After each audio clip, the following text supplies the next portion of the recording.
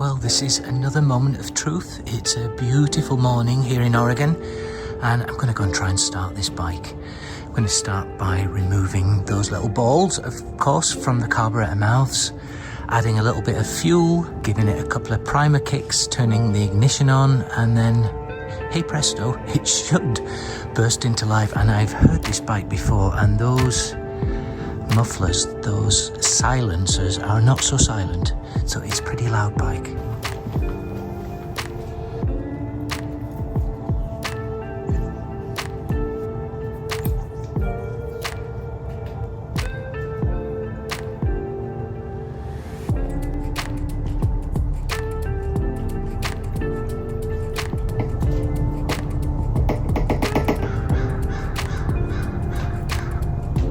That was about 3/4 of a gallon. Actually, it doesn't even look like it's gone in. It's such a big tank, but hopefully there's enough there to get the bike started. Fuel on.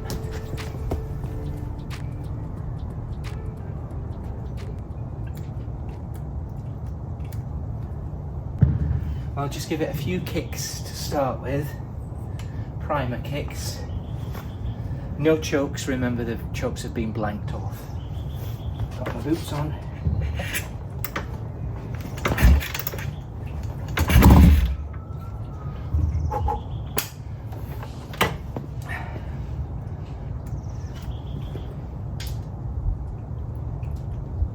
I should have kicked harder.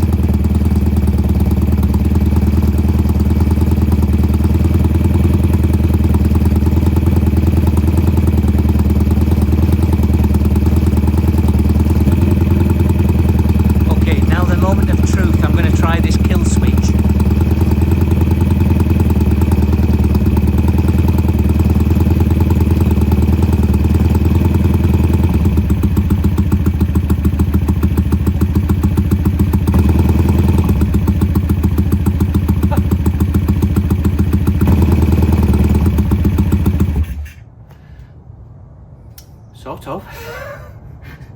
It slows it down to a stop rather than an instant kill. So we'll try that again.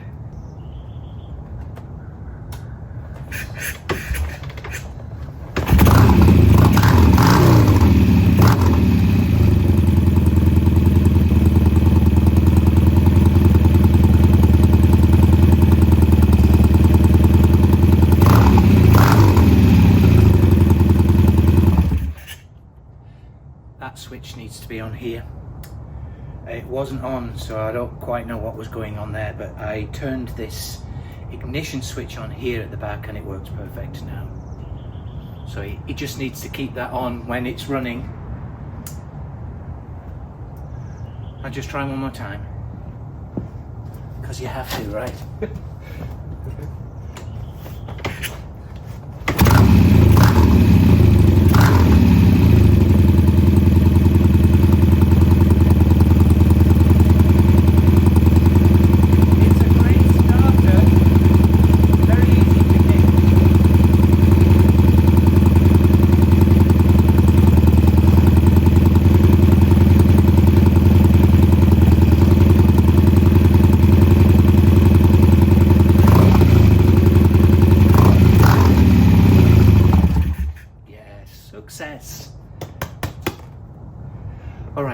maybe we can take this for a ride.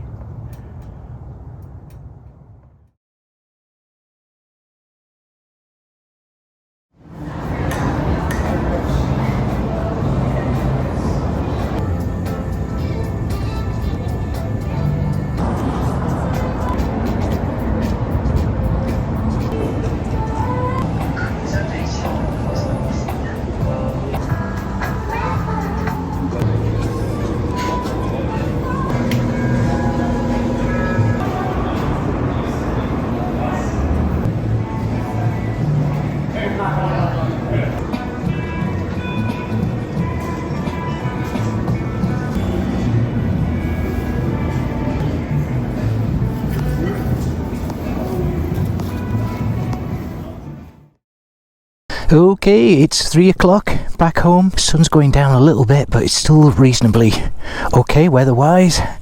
And I thought I'd give this little bike a ride. Yeah, the tap is leaking, unfortunately, so I blanked it off. I've just put a single banjo on there for now that goes into the other carb, obviously. So it's the actual tap. It's not shutting off when I turn the tap off. It keeps dripping through. So that's another job. And I'm just going to take it round the block, literally just round the block. I don't want to overstay my welcome with this bike.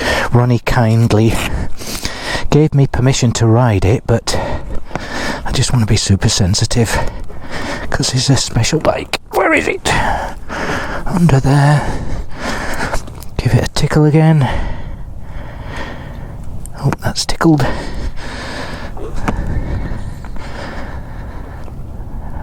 Tickled.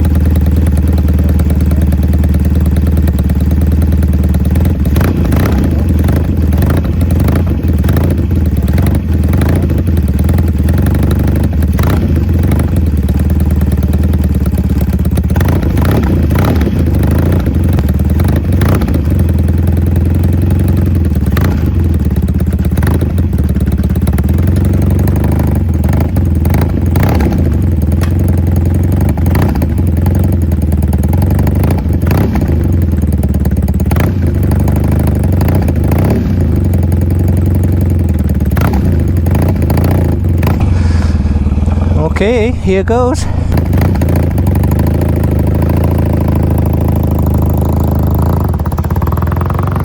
Well, that's not first.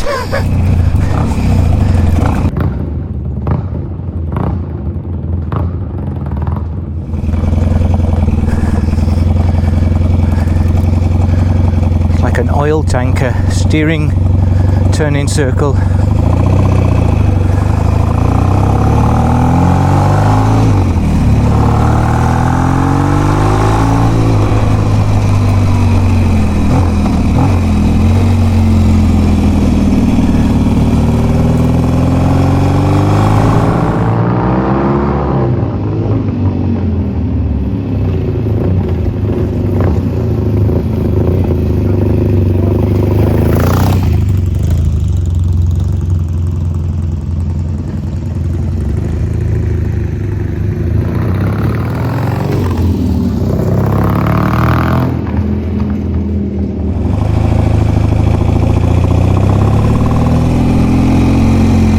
First gear feels really quite long actually in this.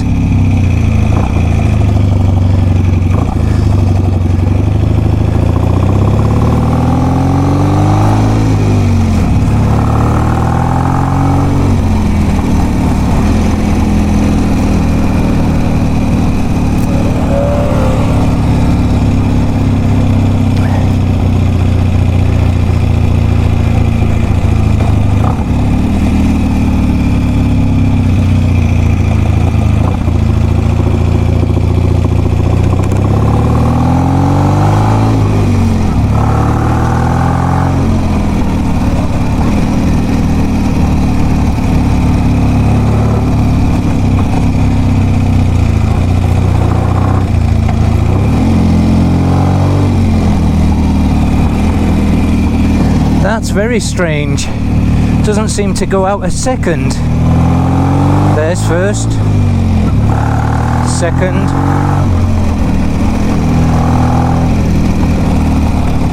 I can't feel it going to third and fourth. First, second,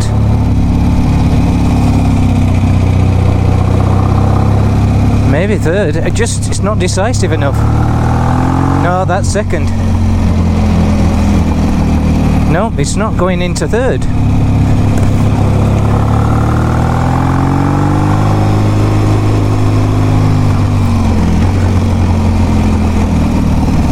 No, I'm pressing down and it's not shifting into third.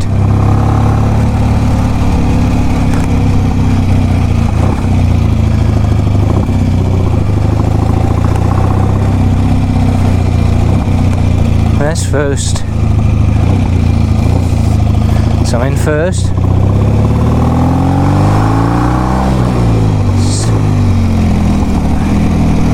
Second. No.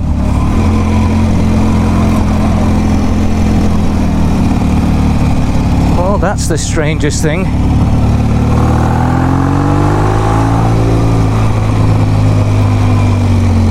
Wow, the brakes are amazing. But the gearbox isn't. And it's running a little rich.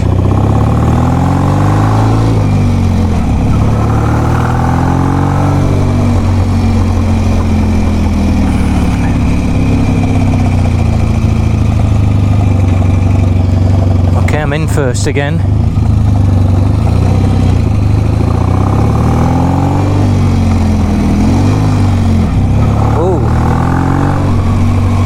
Strange gearbox selection.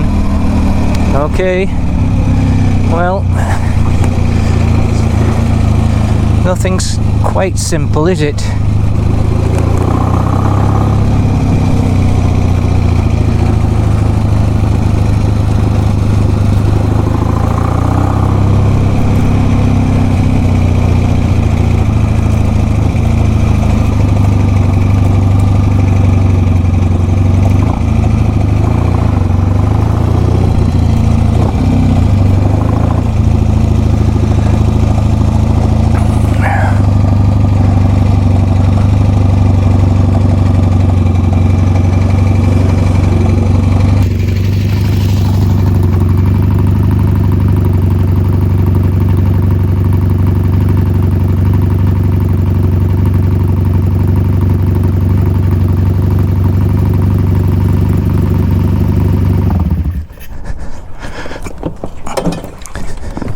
Sorry, I didn't see what you're recording there. That's okay, it's no problem. Your bike is Oh, it's cool, thank you. I think maybe I will buy the bike maybe in this summer too. Yeah, I'm just been working on it. It belongs to a friend of mine, so just taking it for a little test ride, but it needs some work. It's not getting out of second gear for some reason. It looks fine. It's a nice bike, yeah. Yeah, first gear's fine, second gear's fine, but then... What's the year of it? 66. 66? Yeah. Oh, 66? Yeah. Yeah. Can I do a picture for my friend? Sure, of course, yeah, help yourself. I mean, he live in Russia and he bought Oh, yes. like a couple of months ago, he bought like bike maybe 80s or something. Okay, like yeah, yes. doing in his garage every day. Yeah.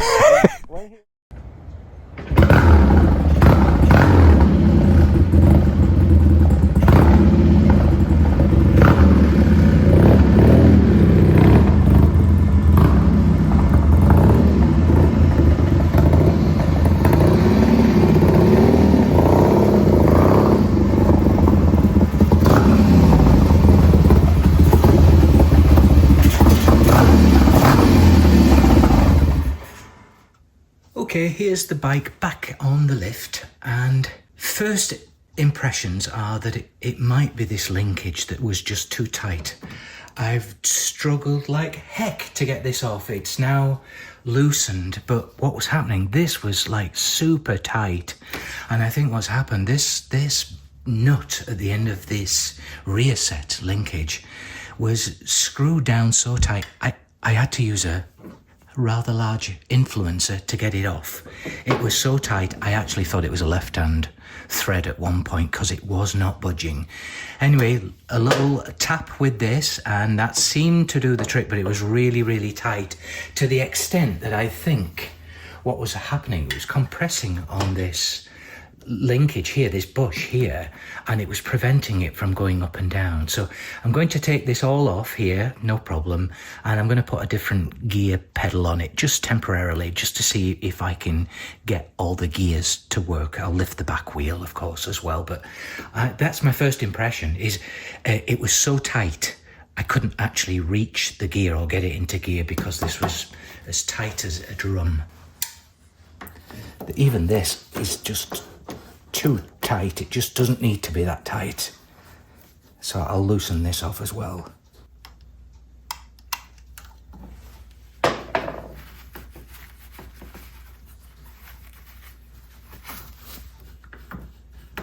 That's better.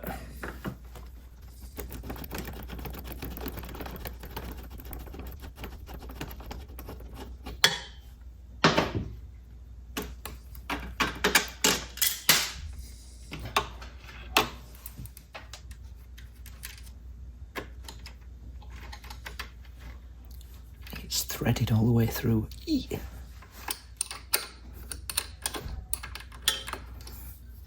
This is what you get with custom bikes, isn't it? You get all different types of fasteners. So we've had metric, standard and original Whitworth for this bike so far.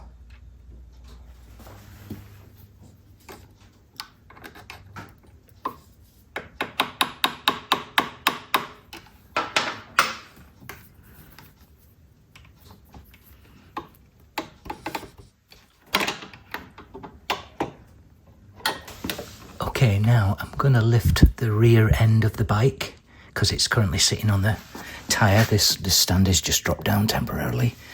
And then I'll put an old gear shift pedal on there to see if I can run through the gears okay. I've fitted this old gear shift pedal. I think it's from Shep. So the rear wheel's off the ground. I haven't touched it yet, but I'm going to try and go through the gears. I put it up here so that it doesn't hit this pipe. We're in neutral, and then that's first,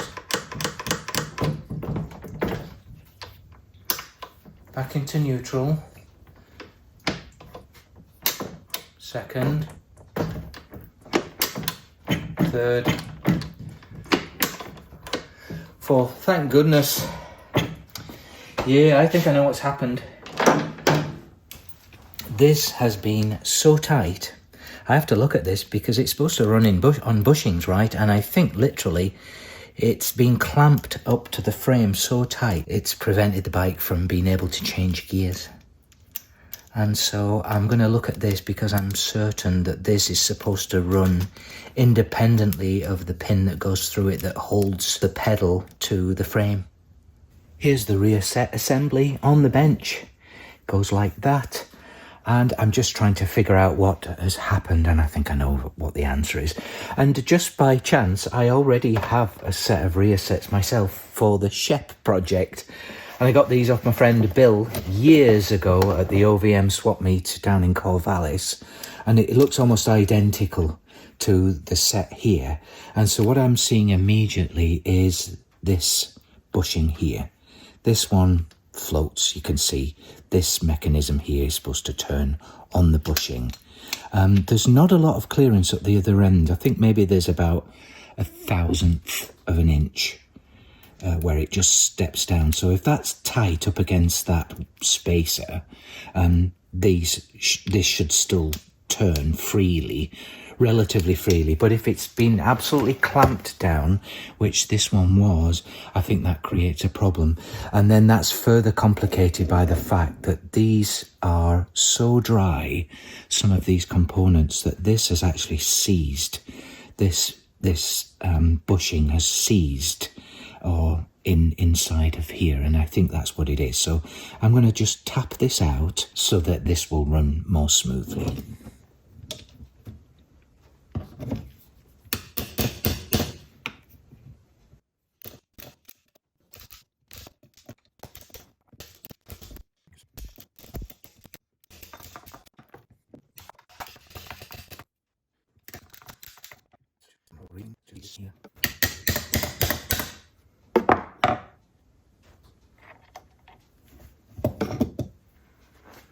Yeah, I'm sure that's what it is.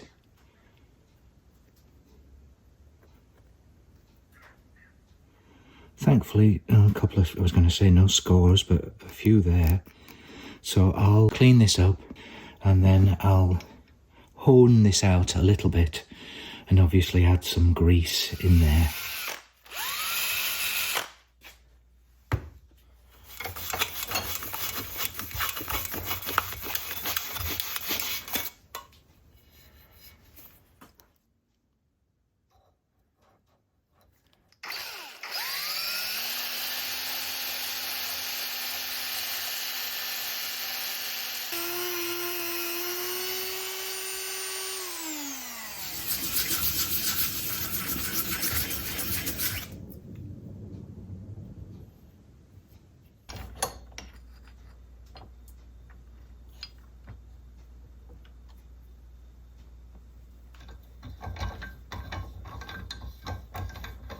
There's probably enough now. You saw that I clamped it down.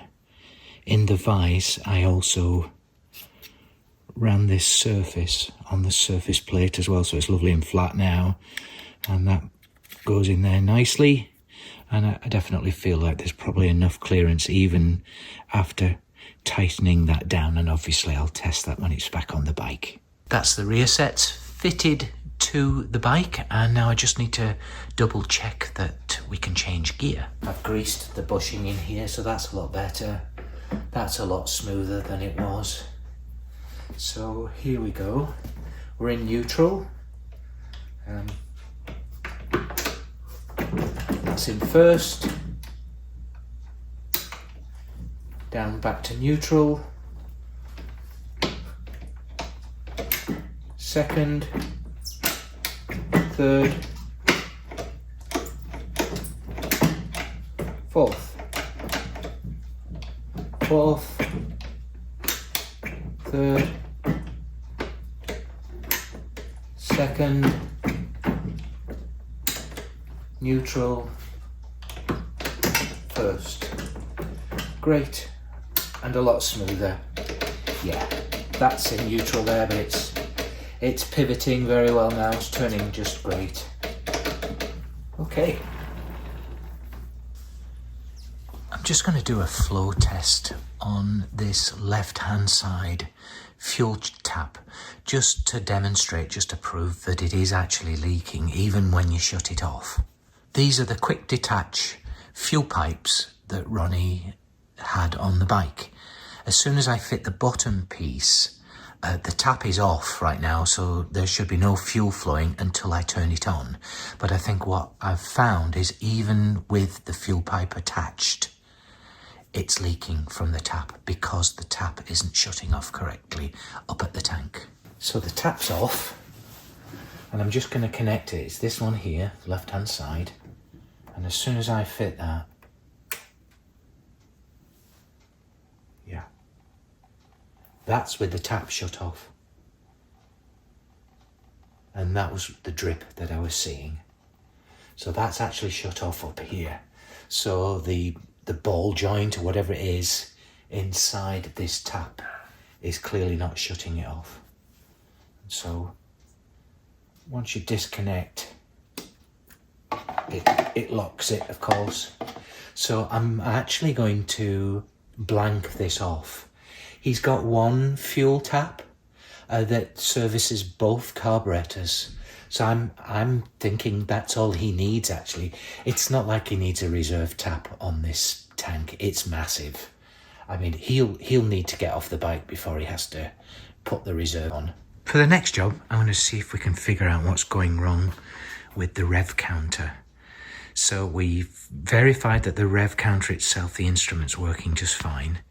And the cable is as well. Well, certainly at this end, we spun it on the drill and it did turn the rev counter, the tachometer, but down here, we're going to take this off, this gear drive off here. But in order to do that, I need to remove this timing cover.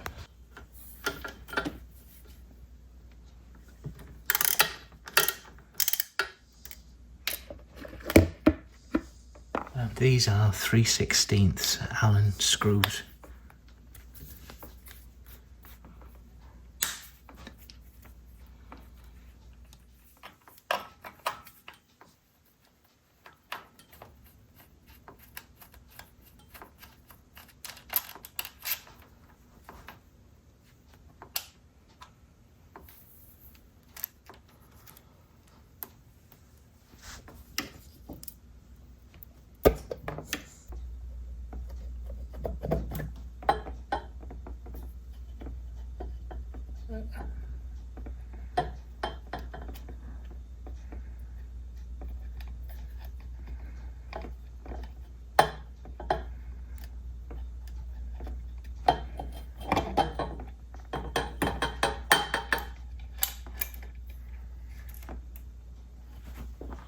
Well, at first glance, it would appear that the keyway on the drive is not keyed into this drive here.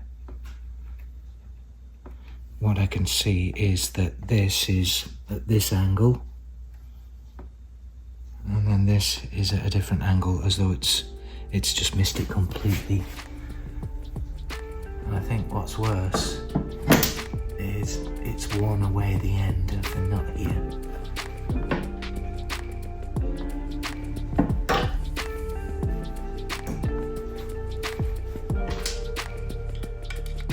That's the timing cover refitted, and I just orientated the spade connector in the drive to match, hopefully, the drive in the timing case. So hopefully that will do it. Tightened up all the Allen screws. I think he's going to need to take it off again sometime because I saw a break in the gasket, so it's possible that it might leak and it might not have worked. We'll find out when we take the bike for the next ride. Okay, the bike is ready for prime time and Ronnie is actually riding over this afternoon on another amazing bike that I think you'll like very much. And we're going to go for a little ride to see if it's all working perfectly.